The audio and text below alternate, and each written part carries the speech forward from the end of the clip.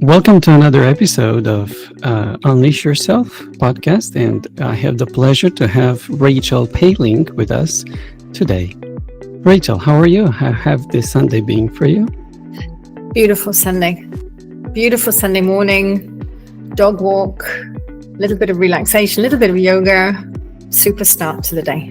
Thank you for asking. Thank you for accepting my invitation. I really appreciate it. And for our listeners, who is Rachel Paling? Ooh, the enigma. Sometimes I ask myself the same question. I think all of us, maybe, we question who we are at some point in our lives. I would say I'm born British, but definitely a European citizen, maybe potentially more Spanish than anything else. Living in Spain at the moment. Who knows where I'll be living in the future. And maybe a little bit of I'm going to say a creator, a dreamer, a romanticist for a creation of a beautiful life for everybody on earth, a polyglot, if you can say that. I speak various languages to various degrees. So yes, I would say I'm a little bit of a mix of many different things that compose this holistic whole sitting in front of you. Mm-hmm. Thank you so much. And we've been knowing each other since 2022, I think, when I started a Neurolanguage Coaching course. What made you create a whole new methodology like Neurolanguage Coaching? It's an interesting question because I often think that it happened. It's not something that I set out to do. Absolutely, that wasn't my ambition in life. And in fact, for many, many years, it was what on earth is my ambition in life? And I think for me, it was that sort of bringing together that assembly of everything that I was doing and everything that I've done. And I always say Steve Jobs was so right. You get to a point in life where you join the dots, they come together, and somehow this was created. And for me, it was always that I started teaching English when I was 17 years old. So teaching has always been the backbone in my life, and languages as well, even though, again, it wasn't something I purposely went into. It happened. Living in Spain, then living in Germany, then living in Italy, doing French at school. So languages just came into my life naturally. And so did teaching all the way through. And then it got to a point where I was teaching and really from 7 a.m. till 7 p.m, I was with business clients in Germany. And the school where I was working said that they did language coaching. And this was back in the year 2000. And I said to the owner, a big Scottish guy called Jim, what on earth is language coaching, Jim? And he said, just follow the client, do what the client wants. That's coaching. And for me, it just wasn't enough. So I started that quest to train myself as a professional life coach. Spent many, many years training as a life coach. Also coming into the neuroscience because I did brain-based coaching. And I will always remember my clients always saying, many of them saying, Rachel, you're different. Rachel, you do it differently. Rachel, you're different. And it was always, well, what am I doing? What am I doing that's so different to everybody else? And actually, one particular human resource learning development department didn't particularly like the fact that I was calling myself a language coach and charging more money. So they challenged me. This was back in the year 2009, 2010. They challenged me. What are you doing? And in many ways, that challenge was a godsend, because it made me think, okay, well, how can I crystallize what I'm doing? How can I crystallize it into an approach, into a method, into something concrete, so that when somebody says, what is this? What are you doing? I was able to give them a concrete, crystallized concept. Mm-hmm. And that's how it was born. It was back in 2012 when I sat down, created the manuals, created the concept, created the way to train it, and then started training teachers across the world. So for people that are new out there, what is exactly neurolanguage coaching? It is the blend of professional coaching, and we are accredited by the International Coach Federation. So most of our courses carry that accreditation. Therefore, we carry the standards, the guidelines, the ethics of professional coaching as promoted by the International Coach Federation. Then what we're doing, we're integrating neuroscience, neuropsychology, emotional intelligence, and both the coaching and the neuro are absolutely interwoven into the process of language learning. I would say that we are the only ones in the world who really have adapted everything to how we learn a language, how the brain learns a language, and how to really help people to come into learning a language effectively, efficiently, and quickly, I'm going to say. Right. How is this so different than traditional learning that we, most of us remember from school? Yes, we do remember from school. Yes, we Me do. too. Goodness. Yes. It's interesting because I started learning French when I was 8, and I used to love French, but I always felt it was out there. I was like, I can't speak. I'm not good at this. You got the words, and you but they never really. It's almost like they give you bits of language, but then there's nothing to join the dots. And there's nothing to get you actually enjoying and joyfully learning and speaking and playing with it. And definitely from a neurolanguage coaching perspective, what we want is that our learners are speaking immediately, but also that they're bringing back to the joy of communicating, of discovering, of learning, but without the stress, without the tension, without the nervousness and the embarrassment. Learning a language is shaming. It's embarrassing. Right. We've all been through it. We know what it feels like.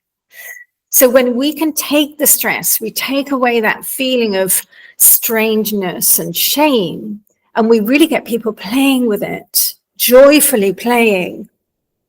That's one of, I would say, the major differences. And then we work without the books. We adapt to the learner. We find out from the learner, what do you want? Where are you now? Where do you want to get to?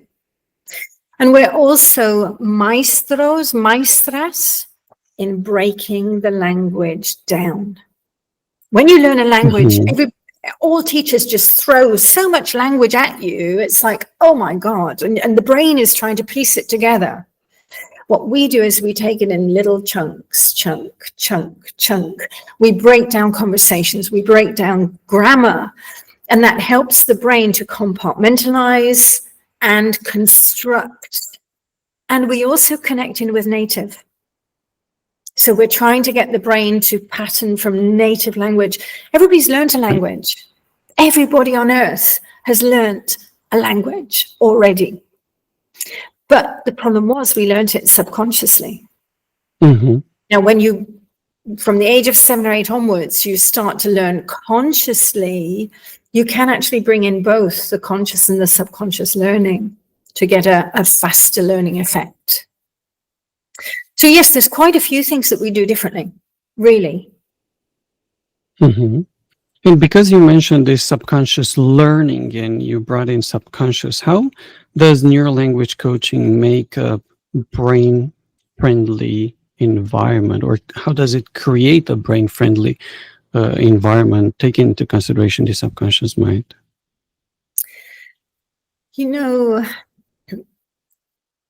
I think the subconscious is something that we're still learning so much about. But definitely, one thing that we know from the research, we know from each and every one of us, we know that if the brain perceives a threat and that triggers then the fight or flight, we know that that has the let's say, the possibility of depleting resources from other areas of the brain, which then feels like a shutdown. And when you're learning under stress, you're learning with anxiety, you're learning with fear to make mistakes, fear of the teacher, fear to disappoint. That is literally the sensation. Your prefrontal cortex is diminishing in functionability. You can't learn properly. And we make sure that our learners are extremely calm. We talk about emotional triggers. And even, from a subconscious level, there may be bad learning memories. There may be things that happened at school that have kind of stayed with us. And just that slight resemblance to something now can trigger that reaction, that fight or flight, that emotional distress that we were experiencing when we were children or teenagers at school.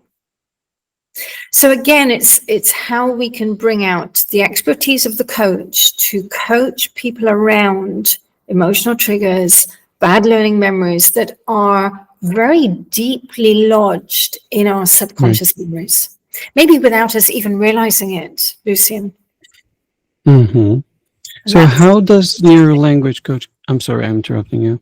How does neurolanguage coaching go around those amygdala hijacks? Because that's what's actually happening in our brain. That's right. When you train as a professional neurolanguage coach, you're actually trained you're sensitized to recognize certain triggers.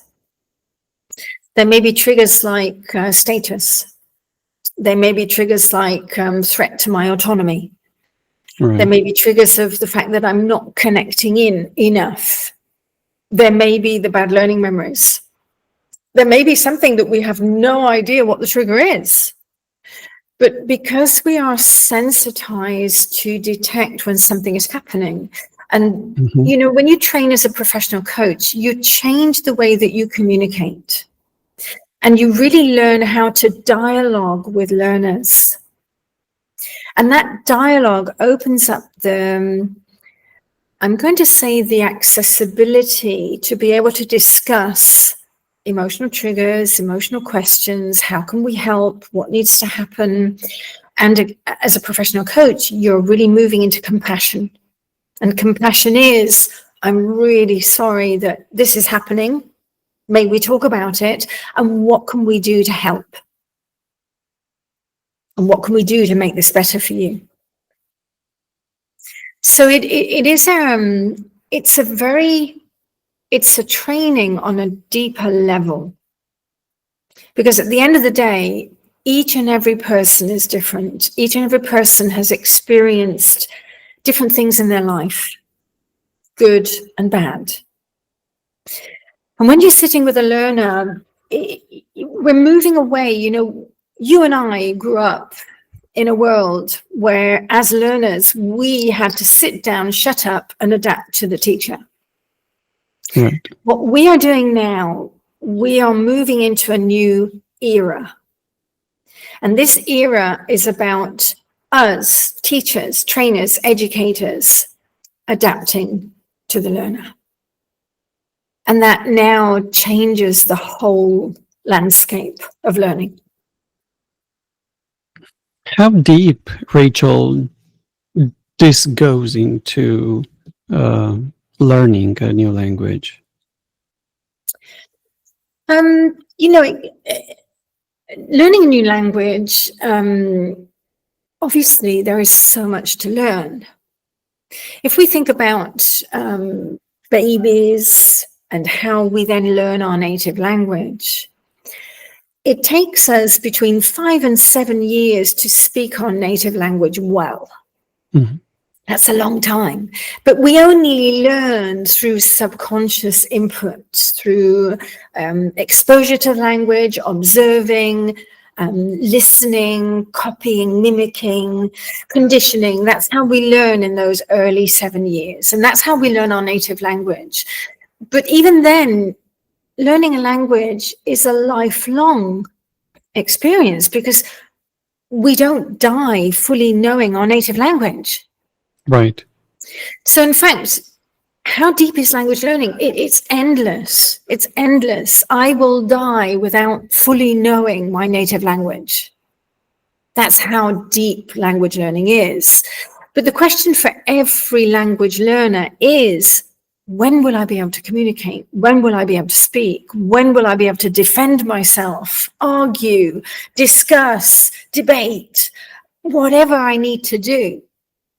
And I think there it's about really helping learners, as we said earlier, to break it down, look at what you want to talk about. Do you want to give opinions? Do you want to debate? Do you want to negotiate? Do you want to present? What do you want to do?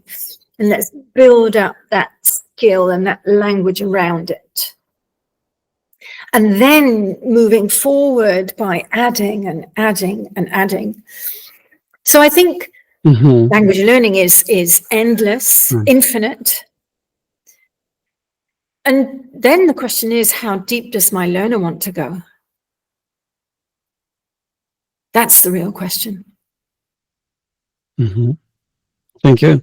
And from a neuroscience perspective, what are the 2 pillars that you incorporate from neuroscience into neurolanguage coaching? Definitely, I would say that we are living neuroplasticity. You know, learning is about changing the brain.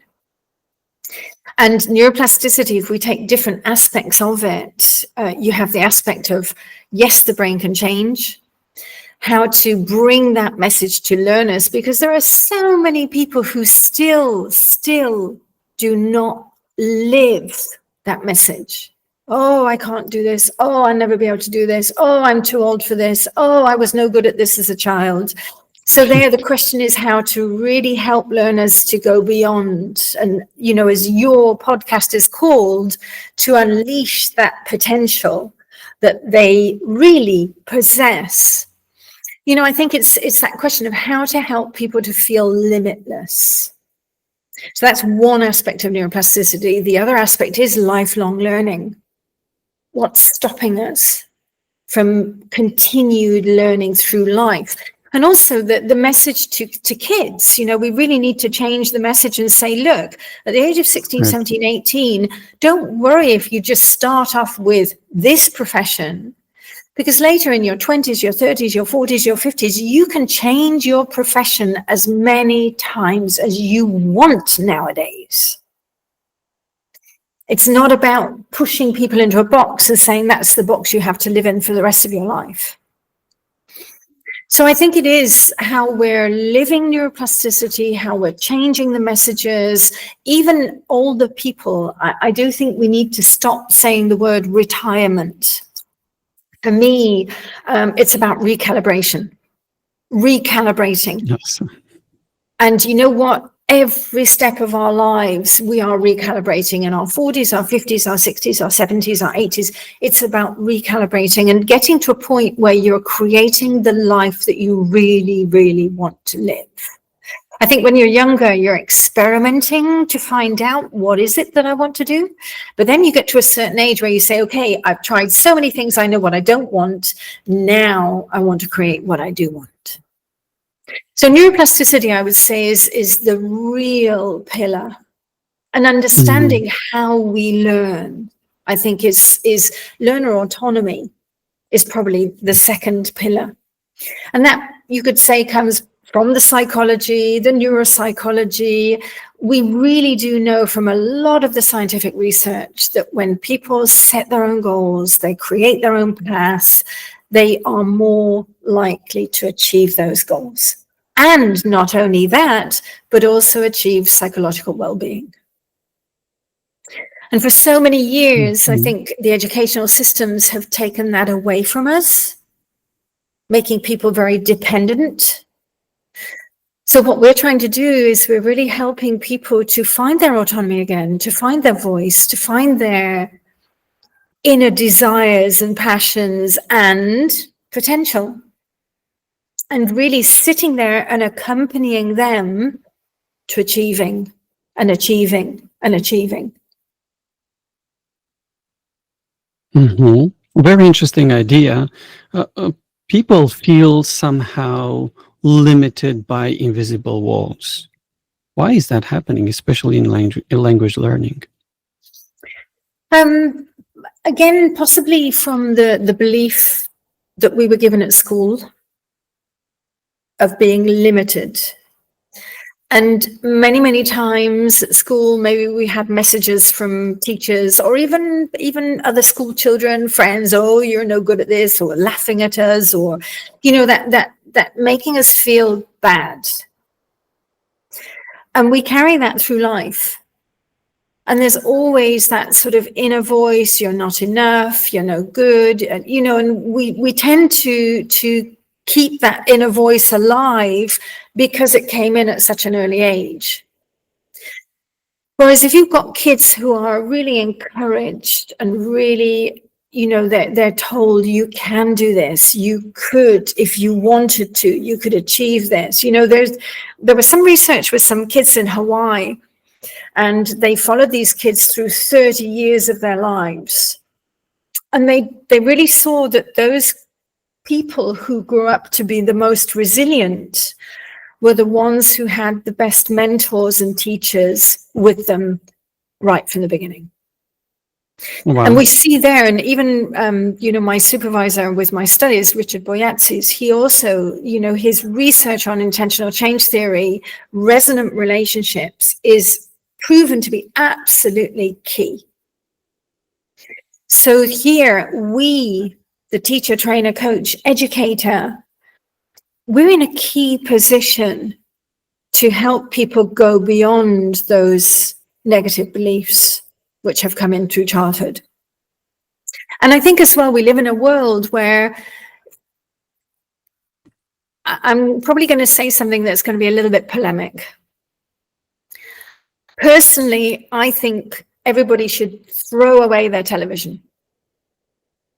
I haven't had a television for 25 years. I've come to a new house here. There's a television on the wall. I don't even remember that it's there because it's just not my habit to turn it on. And I think we're living in a world where people are living too much of life through the television and they're not living life themselves. And that also generates fear. It generates fear to go out and live life. It takes a lot of courage to go out and live some things. And nobody is encouraging people to do this. We're just encouraging people to sit back and watch it on the TV or watch it in a film. Why are we not living it more? What a beautiful world out there. What a beautiful life we have. And I think this is where the invisible walls come up, because then fear starts creeping in. And then we come up with learning. Yeah, even with language learning, Lucian, people are afraid that they're not going to achieve it. So there are some myths there, like, I am too old. How would you address that myth from a neurolanguage perspective? Firstly, I would really ask if we can talk about the brain. And I would then talk about the research. And, often the type of person that will say that is a person from the older generations, so in their 60s, 70s, 80s.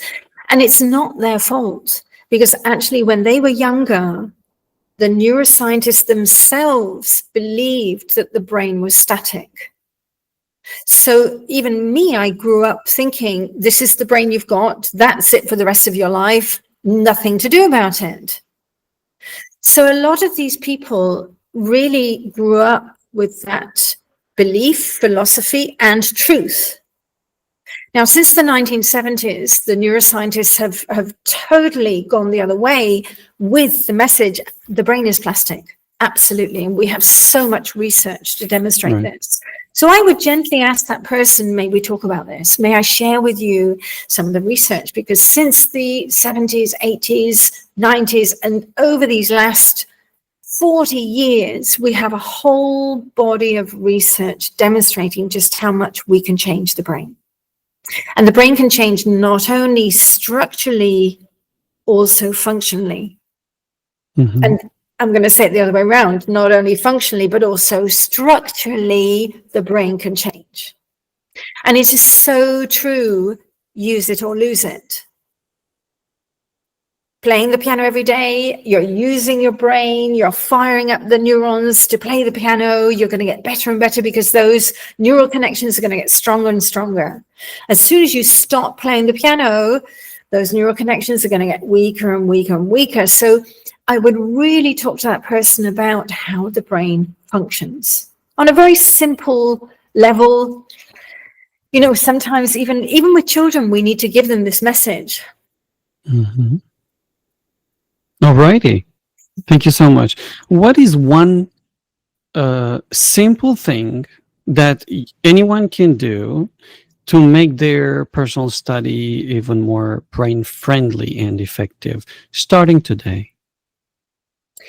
Being honest with themselves. Right. Being honest with themselves and saying, okay, how do I learn?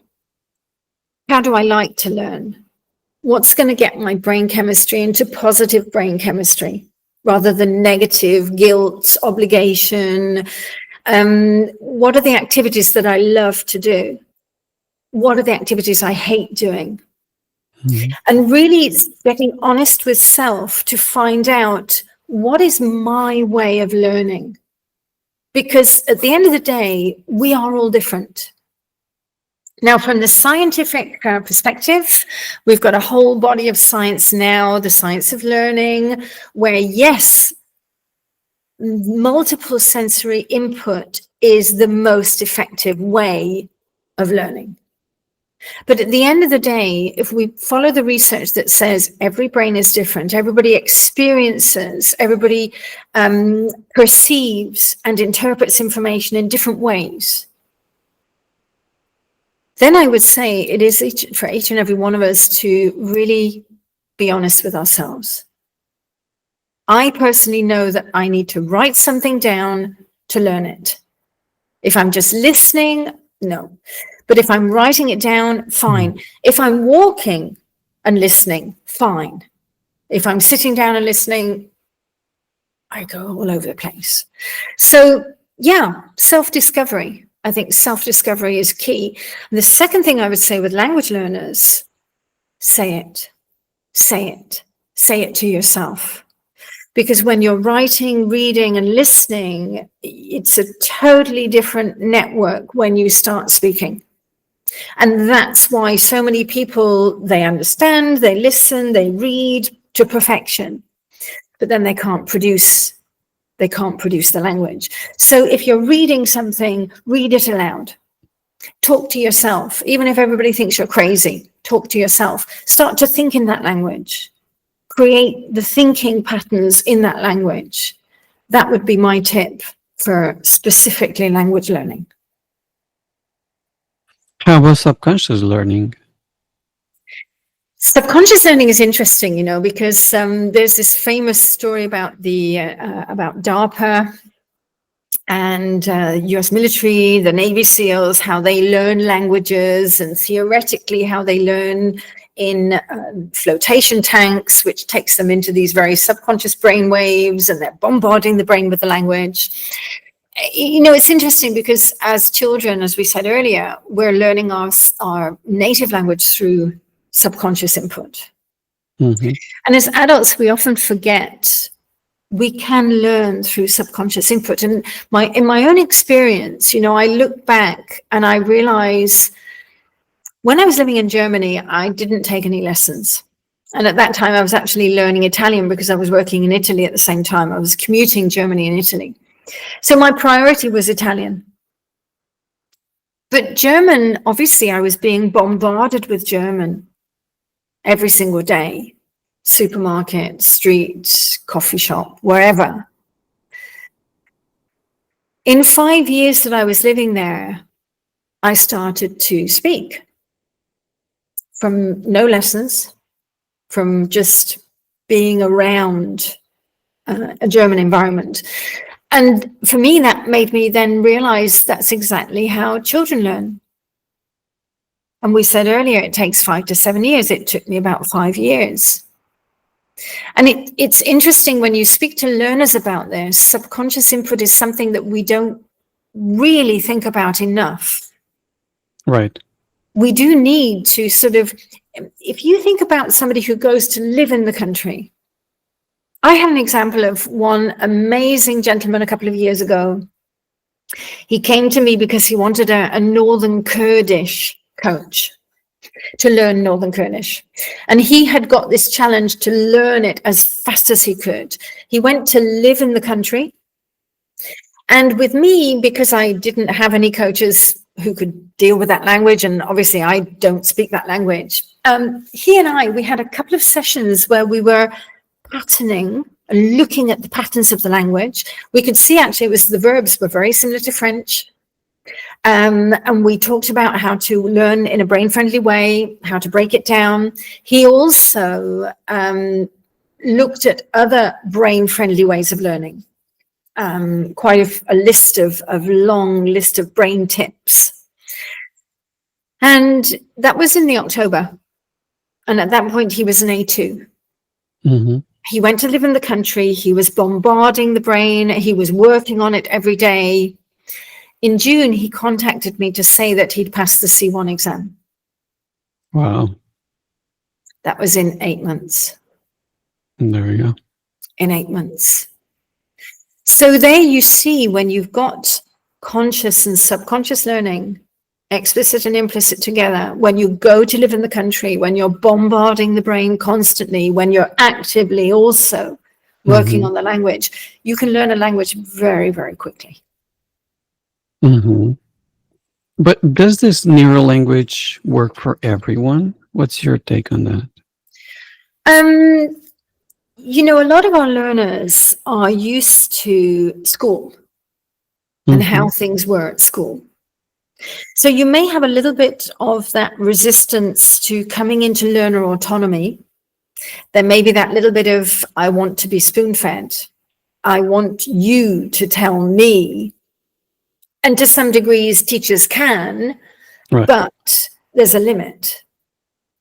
So there might be that pushback of people who expect to be taught.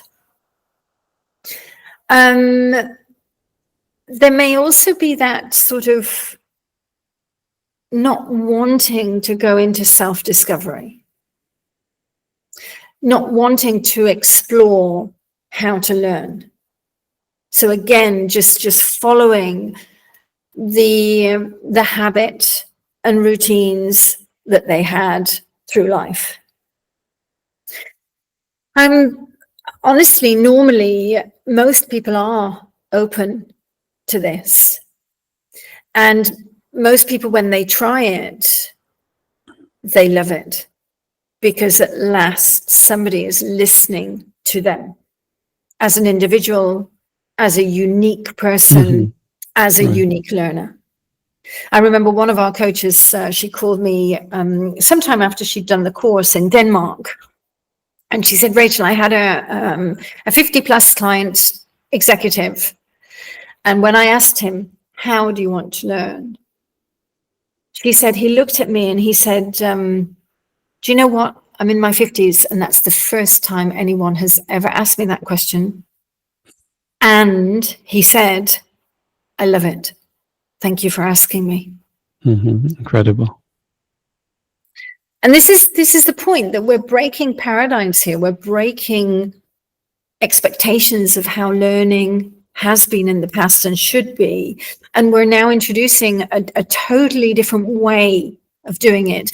Now, if you think about it, through history, we have had sort of bursts of light like this, Montessori, Rudolf Steiner, even, if I can say it, there's been some famous people in America, I'm not going to say the name because it's controversial, who actually created his own schools saying that his kids needed experiential learning. Mm-hmm. So there have been these bursts of light of people wanting to do this. And now the question is, how can we make the whole educational systems across the world change and come into this? Because, you know, the learners of today, Lucian, are different. The kids that are being born today are so different to anything that we've ever experienced before, because these kids are coming in and they want experiential learning. They want to be really present in things.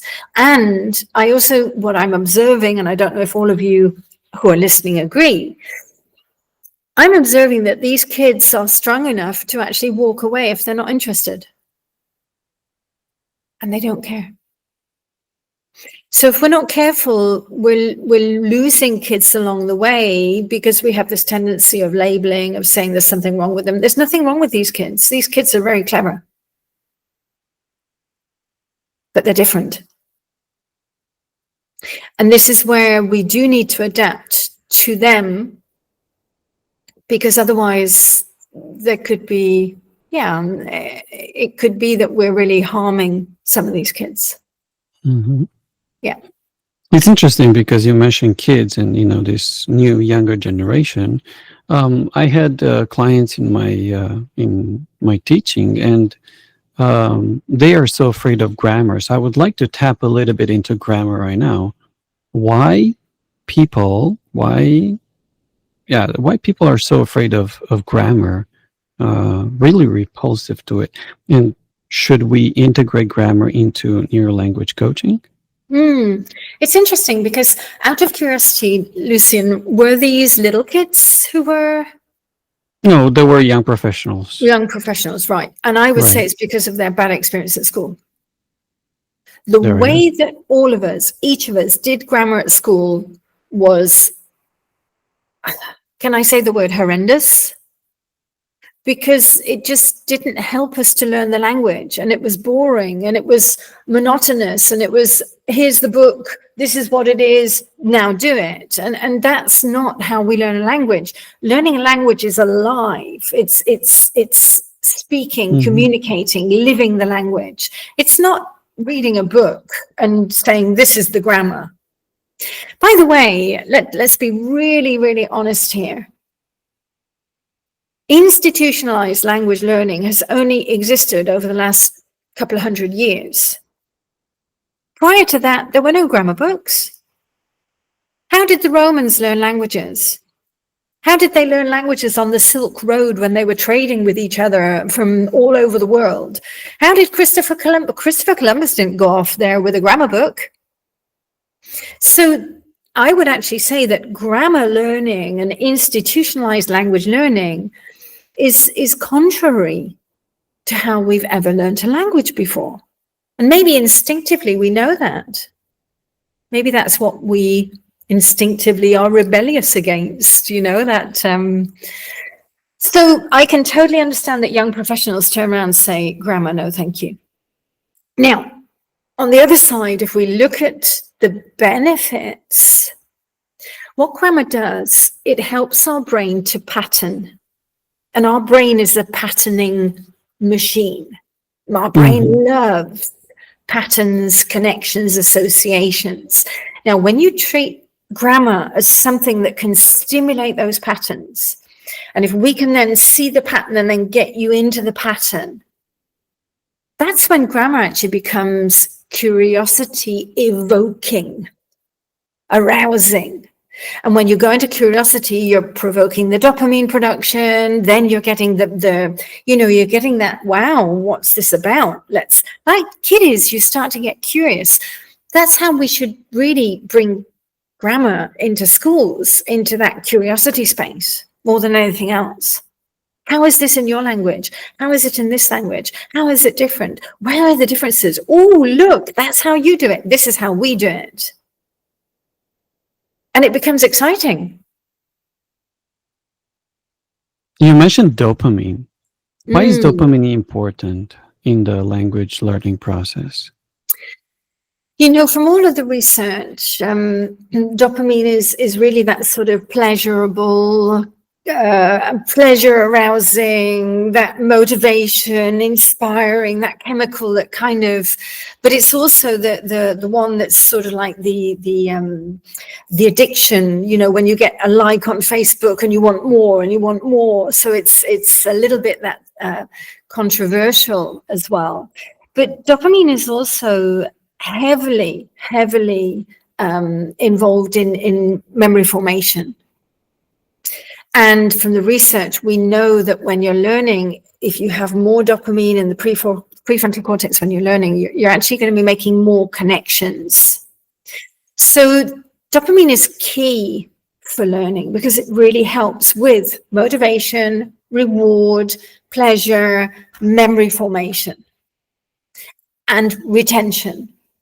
So there's almost like you've got the equation dopamine equals motivation plus retention. So, you know, it's always that question for me as a coach, how can I help my learner get into that brain state where dopamine production is actually going to be happening? So positivity, reward, moving into fun, engagement, you know, that sort of really getting my learner into those positive emotions. Curiosity, novelty, variety, all of these provoke dopamine production. So it's that consciousness as a coach that everything that we do should be helping that dopamine production. Right. And talking about dopamine in the brain, what are other neurotransmitters out there that help us retain the new information we're learning in a coaching way, so to speak? You know, one day I would love to be able to do a deeper study of all of these sort of neurotransmitters and binders and what's helping us to learn. You know, from the coaching perspective, and when you think about it, this feeling of resonant relationships, bonding, I am absolutely convinced that there is an increase in oxytocin. Mm-hmm. When you have a coachee and you and the coachee are on that same wavelength, and we'll come back to this in a minute, definitely you create this deeper bond. And that deeper bond is then releasing the oxytocin. And that, again, is one of these happy chemicals that's going to get people into a much more relaxed state, a learning state. So oxytocin and dopamine for me are the key ones. Now, on the other side, I do think we need to have a little bit of adrenaline, noradrenaline, norepinephrine, which is going to get that alertness when we're learning something to kind of get that arousal. However, too much then can take people into stress, anxiety. That's not what we want. But we do want enough so that we don't have a bored person in front of us. So they are a little bit stimulated and aroused. So for me, those are the three: oxytocin, dopamine, and just that little touch of norepinephrine to bring in the alert. But at the same time, you know, this takes me into this question of learning state. I am absolutely convinced that there is a learning state. And definitely the brain waves are key. And beta to alpha, these are the two key brainwaves. Beta with that very fast activity, logical, rational, analytical thinking. Alpha, Prefrontal when we're getting cortex. people into the flow state. Yes. Mhm. And we've got so much research since 2018 now about brainwaves and about brainwave synchronization.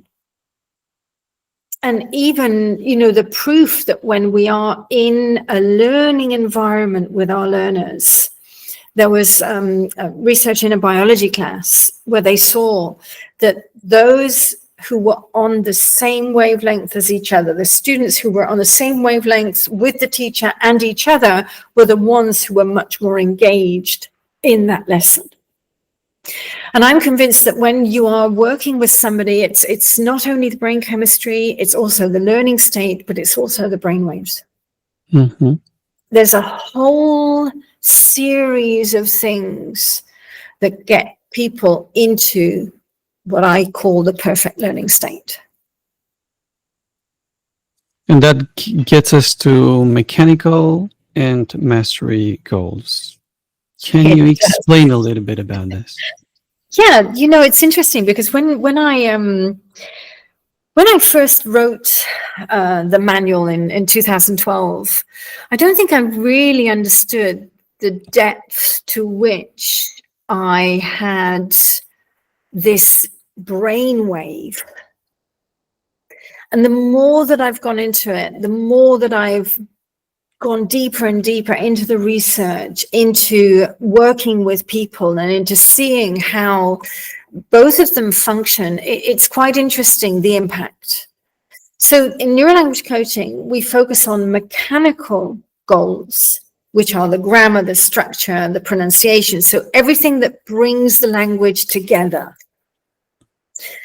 But then we also focus on mastery goals, which is about getting people to forget the grammar and focus into the conversations, into the functional language. And this is something really quite new for many, many people.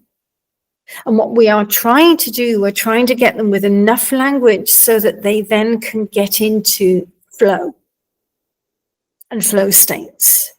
Mm-hmm. Mm-hmm. And just talk.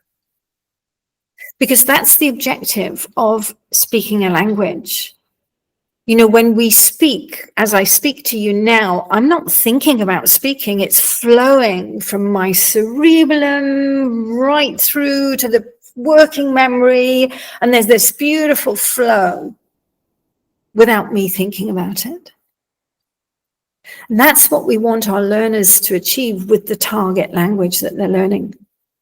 And even as a beginner, I want to get them into like a baby flow of conversation with me. Even if it's a baby conversation, fine. That's fine. Yeah. So yes, it is that it's training to let go. And I think we are the only approach, method, concept on earth that trains our speakers, our target language speakers, learners, to let go and flow right from being a beginner. Can we do mastery goals and separately without mechanical goals, or vice versa, or how does that work? Often you get advanced speakers who really don't want to focus on grammar anymore. I always think it's interesting to stimulate advanced speakers by asking them whether they would like to go into more complex native grammar structures. And that, if you can arouse curiosity, that normally gets advanced speakers saying, "Oh, what do you mean?" And there you can really go into much more complex grammar and get them focused into that. So could you just do mastery? Could you just focus on functional language? You could, but I always think that, again, we come back to the fact that if you can help the brain to recognize patterns, and that's what grammar does, it shows us patterning. And that can then help the brain to produce the language faster. So if you harness the mastery through mechanical, Mm-hmm. fantastic. If you just want mastery, you're literally going back to the 5 years learning German that I did when I was living in the country, and just learning German through subconscious. Yeah. So putting them both together, that's when you're going to be able to harness more energy in that learning process. Thank you. I would switch to a new topic regarding your vision for the future of language education. And where do you see neurolanguage coaching in this future of education?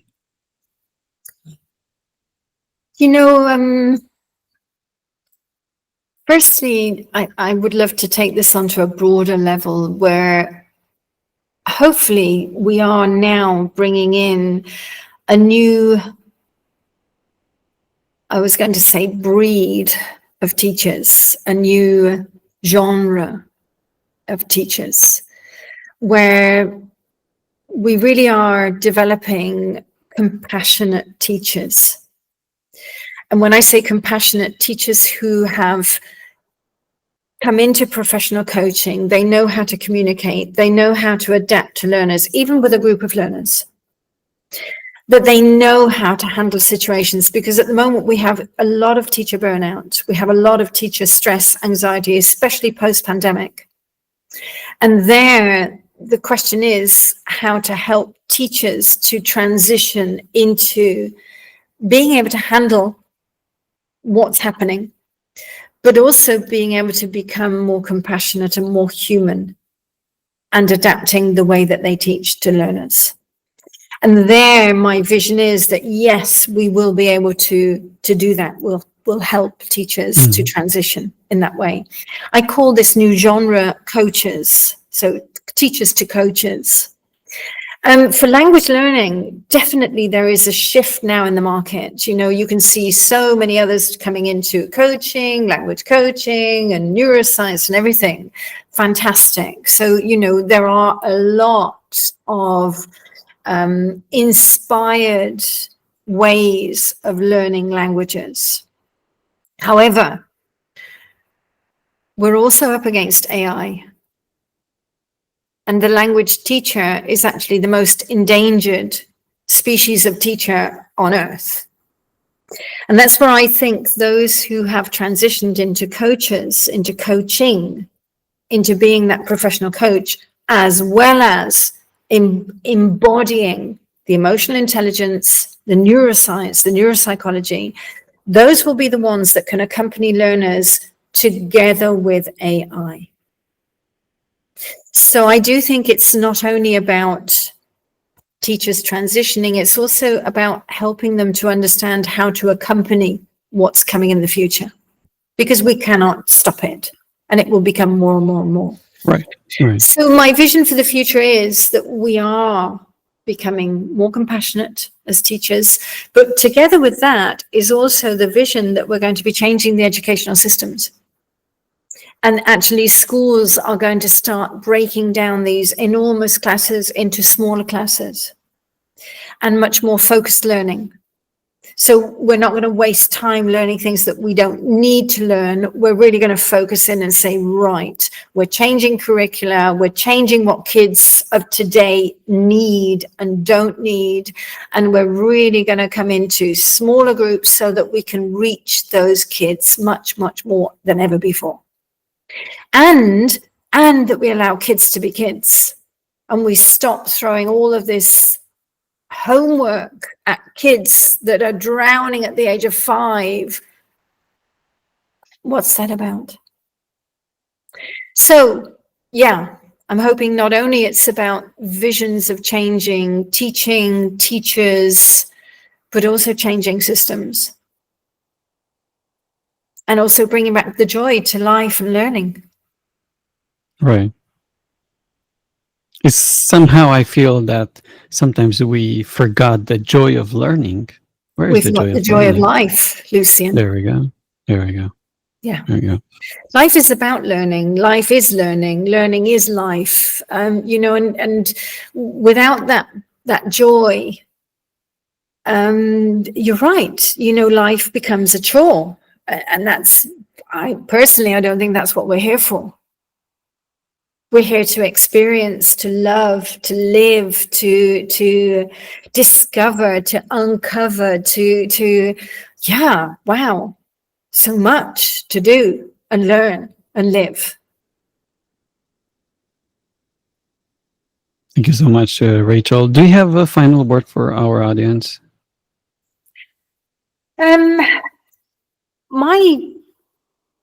Maybe I would come back to your title of this beautiful podcast. What hidden potential is lying in each and every one of you? And how can you unleash that and really discover discover the joy of life again? That would Thank be you my very much. This has been incredibly insightful. For listeners who are inspired to learn more, where can they find you, your works, your books, and your work with the certified coaches? Thank you, Lucian. So all the books are on Amazon. If they Google Rachel, one of it, I have it right here. There you go. The brain-friendly grammar. Yeah, sure. Thank you. So all of the books are on Amazon. There are 3. Actually, there are 4 books, because one is a children's story that I wrote many, many years ago about my dog. So if anybody's interested in that one, it's really the precursor to everything. But the language books, Neurolanguage Coaching, 2nd edition, I rewrote last December, which is quite interesting, because the 1st edition was very much like a very loose, light, because it was really the first time anybody had written about language coaching. So it was a very, very tentative for me. And then last December, I totally overhauled that book with lots of new research and experience through the years that we'd had. Brain-friendly grammar is on Amazon as well. And then the 3rd book, Language Coaching in Action, materials to co-create with your learners. If anybody wants to get in touch with me, www.neurolanguagecoaching.com or rachelhaling.com as well. And we do have the Academy, which is AELCA, AELCA Academy, where we have all of our courses. By the way, we are going to be incorporating new courses through the years. So lots of exciting things coming up there. And in general, people can Google me and contact me through info@efficientlanguagecoaching.com. Thank you so much, Rachel. Or on social media. Yeah. I really appreciate your time for this Unleash Yourself podcast. And I hope and I wish you good luck in all your endeavors in the future. Thank you so much. It's been a pleasure. Thank you, Lucian. Thank you, everybody. Bye-bye.